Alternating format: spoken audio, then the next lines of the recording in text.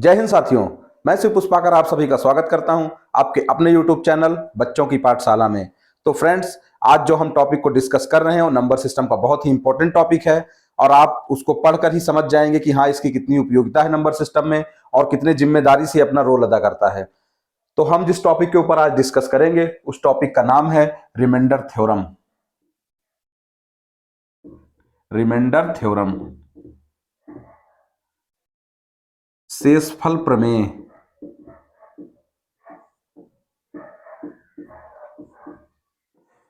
तो सबसे पहले हम जानेंगे कि ये रिमाइंडर थ्योरम किस बेसिस पे आता है, इसका क्या मतलब होता है। उसमें हम समझेंगे कि रिमाइंडर क्या होता है। सबसे पहले हम देखते हैं, जब हम किसी संख्या को भाग देते हैं, मान लो कोई संख्या हम लेते हैं 789, मान लो ये कोई संख्या है और इसको मान लो हम 8 से डिवाइड करते हैं। तो देखो हम किस तरह से इसको डिवाइड करते हैं। 8 सते 56 होता है, 8 8 9 72, 8 9 72, यहां से आएगा ये 6 बचेगा, ये 9 आ जाएगा। तो 8 सते 56, 8 अठाई 64, 8 बार ये जाएगा तो 64 आ जाएगा, 64। तो यहां पर हम देखेंगे कि ये 5 जो है ये हमारा क्या बच रहा है, शेष, और इसी को हम क्या कहते हैं,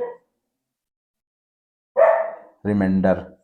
तो जो हमारा शेष बच रहा है इसी को हम रिमाइंडर कहते हैं और इसी के बिहाफ पर हमारी जो जो हम कैलकुलेशन करते हैं, कुछ इंपॉर्टेंट चीजें इसमें आती हैं, इसी को हम रिमाइंडर थ्योरम कहते हैं।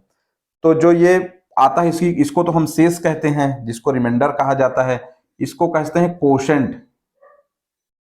कोशेंट, और इसको कोशेंट कहा जाता है और इसको डिवाइजर कहा जाता है। ये जो होता है डिवाइजर, डिवाइजर इसको कहा जाता है और इसको कहा जाता है डिविडेंड, डिविडेंड। मतलब ये होता है भाज्य, ये होता है भाजक और ये होता है भागफल। ये होता है भाज्य, ये होता है भाजक और ये होता है भागफल, भागफल, और ये शेष या फिर इसको रिमाइंडर कहते हैं। तो डिवाइजर, डिविडेंड, डिवाइजर होता है जिससे हम डिवाइड करते हैं और डिविडेंड होता है जिसमें हम डिवाइड करते हैं। कोशेंट होता है जो आउटपुट आता है और जो बचता है वो होता है शेष, रिमाइंडर होता है। तो अब देख लो कि अगर हमको मान लो डिविडेंड निकालना हो तो कैसे निकालेंगे। मान लो डिविडेंड बराबर होता है divisor, divisor into quotient, divisor into quotient plus remainder, या फिर इसको कहते हैं भाजक। भाजक बराबर आता है, डिवाइजर को कहते हैं भाज्य जिससे भाग किया जाता है, भाज्य, और कोशेंट कहते हैं भागफल को, जो फल हमें प्राप्त होता है, भागफल, भागफल, और जो बचता है उसे हम क्या कहते हैं, शेष कहते हैं। तो इतनी बात हमें समझ में आ गई। जिनको डिवाइड करना नहीं आता समझ लो उसको फिर नंबर सिस्टम पढ़ने की कोई जरूरत नहीं है। तो इतनी चीजें हैं जो हमको समझ में आनी चाहिए। अब हम देखते हैं कि जो हमारी रिमाइंडर थ्योरम है वो किस तरह से काम करती है। हमारी रिमाइंडर थ्योरम जो है किस तरह से काम करती है। मान लो कोई संख्या है, दे रखा है, मान लो कि 7 दे रखा है, 7/11। 7 को मान लो 11 से क्या कर रहा है, डिवाइड कर रहा है। 7 को जब 11 से डिवाइड करेंगे, ये तो छोटी संख्या है तो इसमें 11 का भाग तो जाएगा नहीं ना। तो हम देखेंगे कि जो इसका भाग नहीं जाता है तो यही संख्या जो होती है ये हमारी क्या हो जाती है, यही हमारी संख्या जो होती है यही हमारी रिमाइंडर हो जाती है। तो इसमें तो +7 बच गया, ठीक है ना। लेकिन हम देखते हैं कि जब हम किसी संख्या से किसी संख्या में भाग देते हैं तो उसका 2 तरह का रिमाइंडर आता है। और इसका एक रिमाइंडर हो सकता है, इसका एक रिमाइंडर हो सकता है माइनस में। माइनस में क्या होगा इसका रिमाइंडर, इसका माइनस में रिमाइंडर होगा -4। क्या होगा -4। तो इसी का इसके दो रिमाइंडर आ रहे हैं, एक पॉजिटिव और एक नेगेटिव। लेकिन जब भी रिमाइंडर की बात आती है, जब भी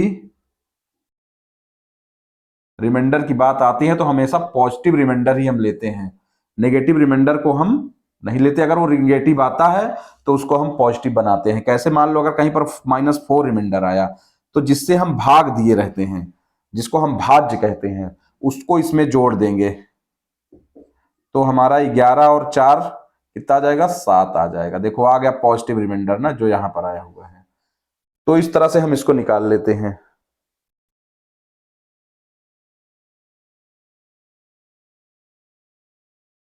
अब मान लो एक और देखते हैं इसी में, मान लो 67 है, 67 है, उस इसको भी 7 से अगर डिवाइड करते हैं, आप देखो इसमें रिमाइंडर आएगा, क्योंकि ये बड़ी संख्या है, ये छोटी संख्या है।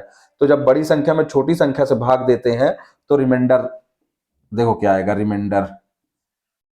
एक बार तो हम ऐसे इसका टेबल पढ़ेंगे 7 का, कि जो 67 से कम आए तो 9 बार जाएगा, 9 7 63। तो 63, तो यहां पर कितना बचा? 4 बचा। तो रिमाइंडर इसका क्या आएगा? +4 आएगा। एक बार हम इसकी टेबल इतना पढ़े कि ये 67 से ज्यादा चला जाए, तो 7 दहम्मा 70, 70 में से 67 गया तो एक रिमाइंडर इसका जो आएगा वो कितना आएगा? -3 आएगा ना।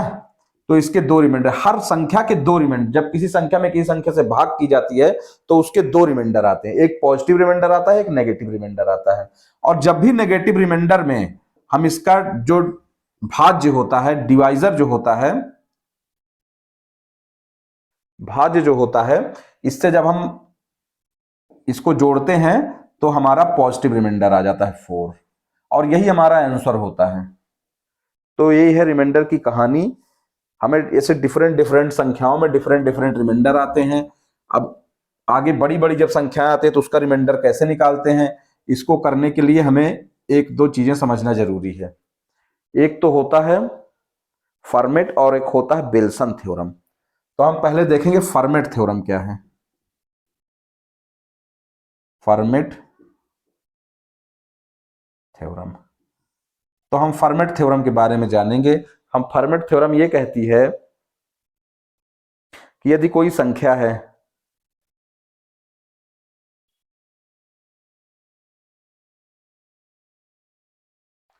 फॉर्मेट थ्योरम क्या कहती है कि यदि कोई संख्या में किसी संख्या से भाग करते हैं, मान लो कि जैसे कोई संख्या है, ये n मान लो कोई संख्या है, इसमें p से भाग करते हैं और जो n की पावर है वो p-1 आता है। अगर कोई सी संख्या में मान लो n कोई संख्या है, उसमें हम p से भाग करते हैं और मान लो कि इसका जो n की पावर आएगी वो p-1 आएगा। अगर इस तरह कोई भी आपको फॉर्मेट दिख जाता है, कोई भी फॉर्मेट अगर इस तरह का दिख जाता है, तो आप समझ लीजिए कि जो हमारा रिमाइंडर होगा वो कितना होगा? वो 1 होगा। ठीक है ना। लेकिन एक शर्त होगी कि जो n और p हैं वो को प्राइम नंबर होंगे। मतलब इनका कुछ भी सेम नहीं होगा, लेकिन इनका जो HCF होगा, HCF क्या होगा? 1 होगा। इनका HCF 1 होगा। यदि इस तरह की आपको कोई संख्या इस पैटर्न पे दिखती है तो इनका रिमाइंडर क्या होगा? 1 होगा। ये फॉर्मेट थ्योरम है। अब इस फॉर्मेट थ्योरम का यूज करके हम बहुत सारे क्वेश्चंस को सॉल्व कर लेंगे और देखते हैं। जैसे मान लो एक क्वेश्चन आपको दिया गया है कि 6/6/7। मान लो एक क्वेश्चन आपको दिया गया है कि 6/6/7। ये देखो इसी वाले फॉर्मेट में है ना, यानी कोई संख्या रहेगी उसको p से डिवाइड कर रहेंगे, यहाँ पे p-1 रहेगा। तो 6 है, 6 को 7 से डिवाइड किया, यहाँ पर 7-1 है, तो इसका जो रिमाइंडर होगा वो कितना आएगा? 1 आएगा। इस थ्योरम को समझने का यही एक आसान तरीका। ऐसे होता तो उसको हम 6 है तो 6 करते, 7 से डिवाइड करते, तब हमें समझ में आता कि इसमें जो रिमाइंडर आ रहा है वो कितना आ रहा है। लेकिन फॉर्मेट थ्योरम से हम बहुत आसानी से रिमाइंडर को समझ जाएंगे। मान लो एक आपको क्वेश्चन दे दिया जाए कि 169 की पावर 288 169 की पावर 288 और डिवाइड बाई 73 मान लो कर दिया जाए। अब हम देखेंगे कि ये संख्या तो बहुत बड़ी है, ये p है, ये p-1 के टर्म में तो है नहीं, तो p-1 मतलब ये 73 है, तो यहां पर 72 का कोई मल्टीप्लायर होना चाहिए। तो 7 चौक 28, अगर 72 को हम देखो 4 से मल्टीप्लाई कर दें तो 288 ही आएगा ना। इसको करके देखना नहीं है, इसे समझ लेना है। तो 169 से हमारा कुछ भी लेना देना नहीं है, इसकी पावर 4 कर दो और इसकी पावर 72 कर दो और डिवाइड बाई 73 कर दो। देखो ये आ गया ना इसी पैटर्न पे, इसी पैटर्न पे आ गया। तो इसका भी रिमाइंडर, और देखो ये दोनों संख्याएं कैसी हैं जिनका HCF 1 है, तो इसका भी रिमाइंडर क्या हो जाएगा, इसका रिमाइंडर भी 1 हो जाएगा। ये फॉर्मेट ने इस बात को बताया, किसने बताया, फॉर्मेट ने इस बात को बताया। और देखो एक क्वेश्चन, मान लो एक क्वेश्चन में दे रखा हुआ है कि 7 की पावर 82, 7 की पावर 82 अपॉन 11। अब देखो, अब इसको पहले चेक करेंगे कि 11 के किस फैक्टर पे है। 11 सत्ते 77 हो जाएगा, फिर भी 5 7 और बचेगा ना, तो यहां पर 10 आना चाहिए, ऐसा कुछ हो कि n p-1 आना चाहिए। तो मान लो इसको कर दो 7 की पावर 8 की पावर 10 कर दो अपॉन 11 कर दो, और यहां पर 82 बचा, 7 की पावर 2 कर दो। बन गया ना इस फॉर्मेट में। तो हम इसको पहले देख लेंगे, इसको देखेंगे तो ये तो हमारा हो जाएगा, रिमाइंडर इसका 1 हो जाएगा, लेकिन अभी ये भी है। तो 1 इंटू 7 सत्ता 49 49 अपॉन 11, ये तो कहीं पर भी प्रकट हो जाएगा। ये ऑल बेस है, कितने भी नंबर होंगे उनके सब के नीचे 11 का डिवाइड रहेगा ही रहेगा। अब इसको देख लेंगे, 11 चौक 44, तो जो हमारा रिमाइंडर आ जाएगा वो कितना आ जाएगा, 5 आ जाएगा। यही हमारा आंसर होगा। तो इस तरह को क्वेश्चन को करने के लिए फॉर्मेट थ्योरम का यूज किया गया है। हाँ, उसके बाद हम आगे समझते हैं कि फॉर्मेट थ्योरम के बाद और एक थ्योरम आती है, विल्सन थ्योरम। किसकी थ्योरम आती है, विल्सन थ्योरम। तो हम अब देखेंगे विल्सन थ्योरम को। किसको देखेंगे, विल्सन थ्योरम।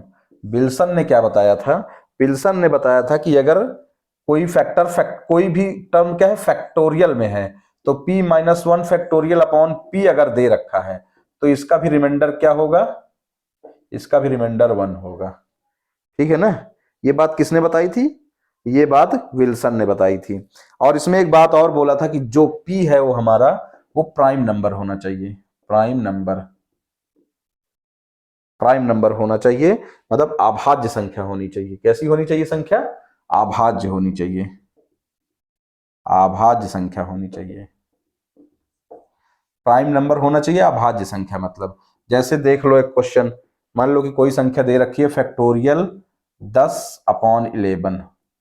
अब देखो ये इसी पैटर्न पे है ना कि p-1 अपॉन p का फैक्टोरियल। अगर अभी इसका रिमाइंडर निकालने जाएंगे तो हमें बहुत टाइम लगेगा। अब ऐसे हम देख के इसको बता देंगे कि इसका रिमाइंडर कितना होगा, 1 होगा। यदि कोई इस टर्म में नहीं है तो उसको इस टर्म में लाना पड़ेगा। आगे एक और देख लेते हैं क्वेश्चन। जैसे मान लो कोई रखा हुआ 36 फैक्टोरियल अपॉन 37, 36 फैक्टोरियल अपॉन 37, तो ये भी उसी टर्म में है, तो इसका भी रिमाइंडर कितना हो जाएगा, 1 हो जाएगा। तो इस तरह से ये हमारी रिमाइंडर थ्योरम है, दो ही फॉर्मेट और विल्सन थ्योरम पे डिपेंड करती है। इसको डिफरेंट डिफरेंट तरीके से हम इसको लाने की कोशिश करेंगे। तो इसके क्वेश्चन जो है हम आगे करेंगे। तो आप बताइए आपको वीडियो कैसे लगा। यदि आपको वीडियो पसंद आती है तो आप चैनल को लाइक करिए और सब्सक्राइब करिए, वीडियो को भी लाइक करिए और जितना ज़्यादा हो सके अपने दोस्तों में शेयर करिए। तो मिलते हैं नेक्स्ट वीडियो में। Thank you so much.